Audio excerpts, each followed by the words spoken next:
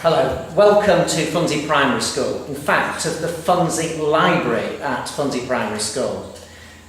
What you're seeing here might seem quite ordinary by our standards, but this school, just a year ago, of 300 pupils, had not a book between them.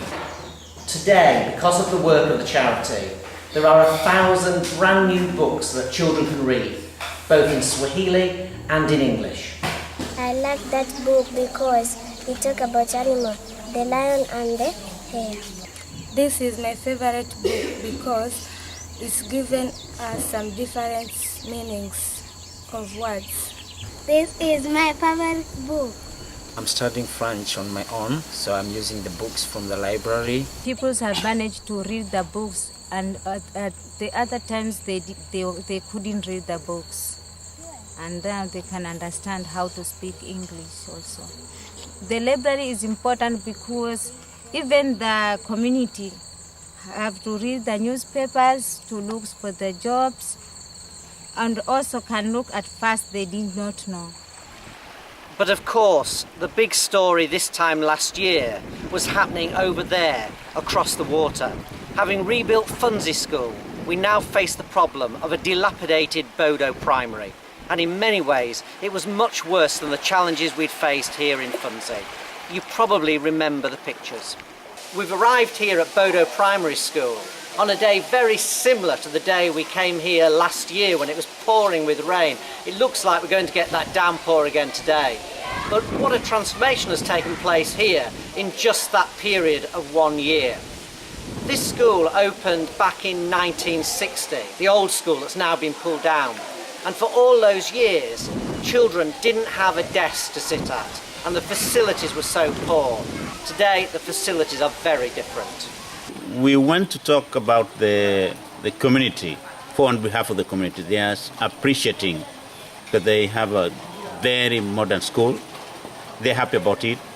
They are trying to improve the learning quality because the people are sitting on furniture and they are doing on well in performance. And for the first time, there are toilets here for boys and for girls, and running water so they can wash their hands. This is so important because in 2009, many people died in this village because of cholera caused by dirty water. Of course, it's very poor here. Only last week in Funzi, we saw food aid being handed out to every single household. So the next part of our story is very remarkable because it's about bringing this village into the 21st century and giving people skills that could in the long term change the future for all these people here. So welcome to the new Funzi and Bodo Trust Resource Centre. This is something we are so proud of and so excited about. 21 brand new computers, a full-time trainer, and internet access. Now, why is that important? Well, first of all, it gives all these children access to an enormous amount of information for their studies through the internet. But also, they will have skills, which mean they can go out and get very good jobs, and that money comes back into the community. They start spending that with their families in local shops, little restaurants, and the whole economy starts to pick up. And we start to break the cycle of poverty that has been the problem of this village for so many years. We're here at our Bodo clinic. Here we see many patients with a whole range of illnesses and diseases, and many of them are taken on to be treated at hospital. But soon this will be the site for our next project here in Bodo. On this piece of land beside the clinic, we're going to open a new birthing clinic. People will be able to come here and have their babies born in a safe place, a safe environment. It will contain all the equipment they need, and local women will be trained as midwives. I'm just taking you down the main street through Bodo now because I want to show you why this new project is so important and the conditions which we're trying to avoid. Obviously, children here can die from very basic diseases, but at birth there is a particular problem, and that's because they're born at home into very difficult situations. So we've arrived at a typical house in Bodo. Many of them, as you'll have seen, are built out of mud and sticks. This one is built out of bits of stone and with cement. But it's the conditions inside which are such a threat to mothers giving birth to babies. Come inside. This baby was born about 9 months ago, and she was born at home in conditions like this.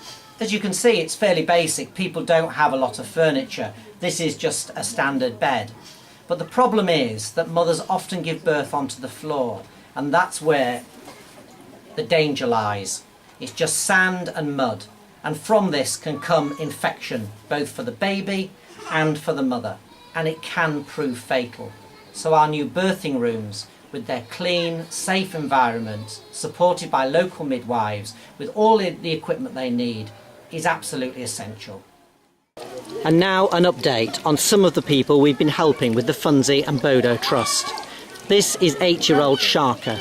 She has skin cancer and has had tumours on her tongue, and her eyes are damaged.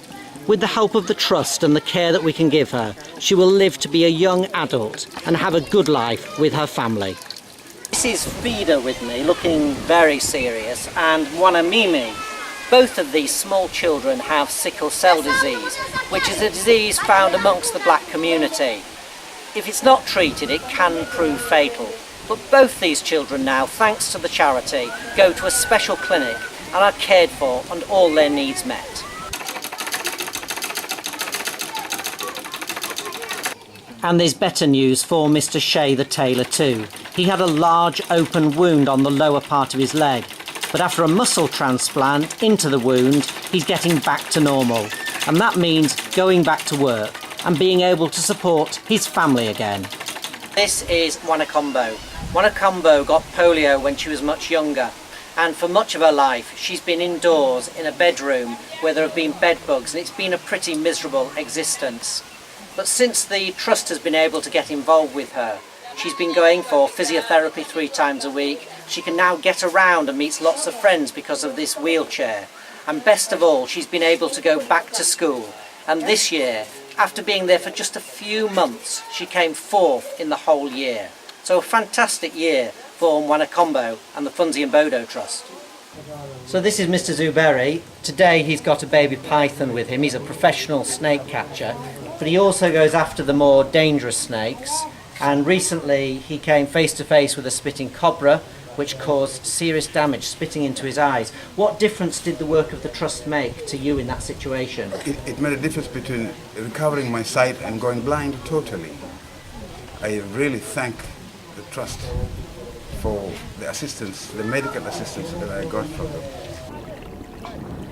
It's been an amazing 4 years for us. In that time we've opened 2 clinics, we've rebuilt 2 schools, we're paying for operations, we're putting in water wells, and there's so much more that we need to do to make sure that this is the beautiful place it should be for the current generation, but especially for the generations to come.